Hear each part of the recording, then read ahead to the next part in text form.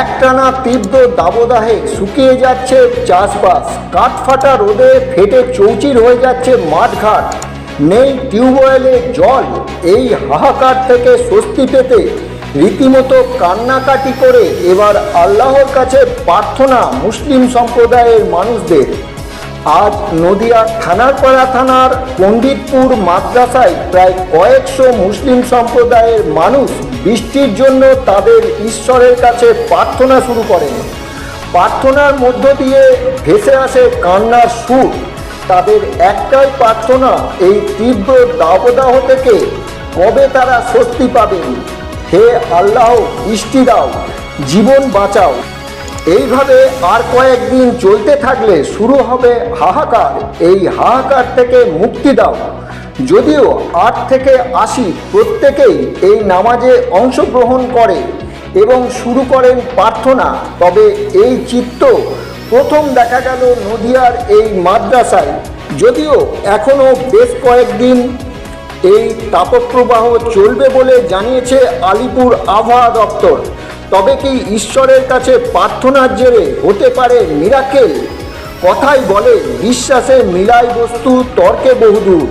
প্রত্যেক সম্প্রদায়ের মানুষ নিজের নিজের বিশ্বাসের জোরে তাদের আরাধ্য দেবতাদের আরাধনা করে থাকেন।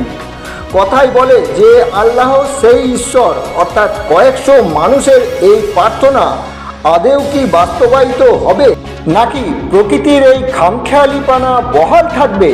এখন শুধু সময়ের অপেক্ষা। Bureau report, AISM news Bangla.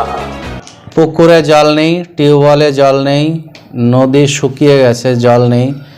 সেচের জলের অভাবে চাষিরা হাহাকার করছে, ত্রাহি ত্রাহি অবস্থা। তীব্র গরম, মানুষ অসহায় হয়ে গেছে।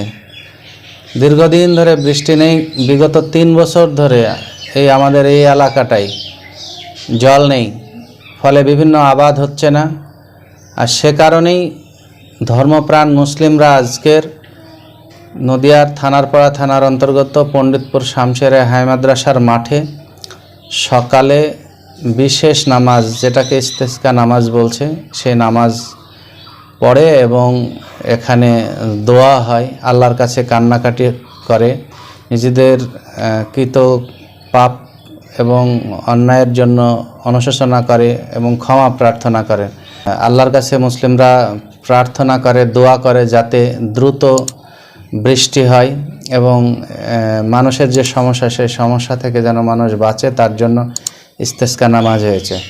আজকের ইস্তেসকা নামাজ হয়েছে, আগামীকালও ইস্তেসকা নামাজ হবে এবং আগামী পরশু 3 দিন ধরে ইস্তেসকা নামাজ চলবে এবং আল্লাহর কাছে প্রার্থনা হবে নিজেদের অপরাধের জন্য। বিভিন্ন যেসব পাপ কাজ চলছে, সে পাপ কাজের জন্য নিজেরা অনুশোচনা করবে এবং মুসলিমরা ক্ষমা চাইবে আল্লাহর কাছে এবং বৃষ্টির জন্য কান্নাকাটি করবে।